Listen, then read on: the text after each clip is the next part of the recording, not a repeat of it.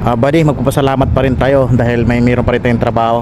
Huwag ka na magreklamo kung saan ka nakapos o saang lugar ka nakalagay, kung anong area. Siyempre, iba-iba kasing area pag security guard ka. Iba-ibang area talaga yan, iba-ibang task yung trabaho. Sa bakanting lote, yan, hayahayan, nakaduyan-duyan. Itong post ko, buddy, andito ako. Yan, nasa Kalawakan ako malapit. Yan, kita yan. Ang sa akin naman, tasking ko, bibilangin yun, yung ilang airplane yung dumaan. So hanggang umaga yan. Yan, binabantay ko yung solar dito.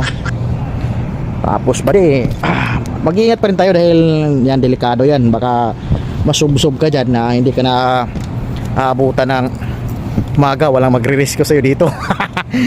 So, siyempre delikado yan buddy, oh.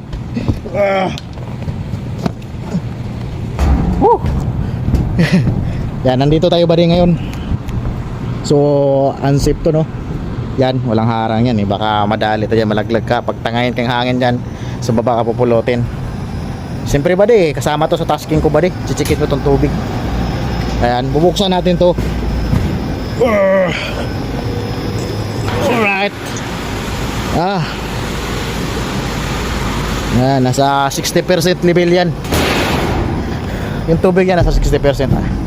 Bakit ko alam, no? Mano-mano lang kasi yan. Walang numero yan buddy. Kaya tansya lang yan. Balik na naman tayo dun buddy, sa taas. Siyempre magpapasalamat ka kapag duty mo nasa bakating lote, upo-upo lang, tapos magtatanim ka lang ng gulay, tapos aanihin, uulamin.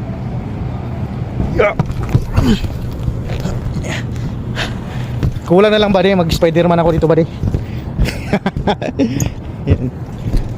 Siyempre hindi natin sabihin kung anong lugar to o anong area to, kasi mawa 1.6 tayo, magkakaroon tayo ng problema.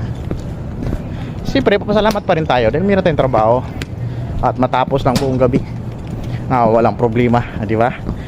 May pambili na tayo ng bigas, 1 kilo, dahil sobrang mahal ngayon ang bigas ngayon. Mag 70 pesos na.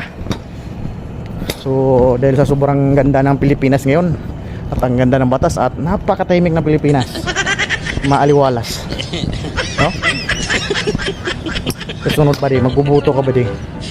Piliin mo yung mabait, huwag yung puro sa kaliwa dahil mga demonyo yan buddy. Yan kabilang area yan buddy.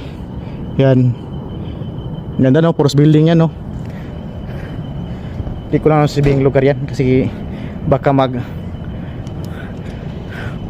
baka pa-reportin ako sa opisina, tanggalin ako sa trabaho.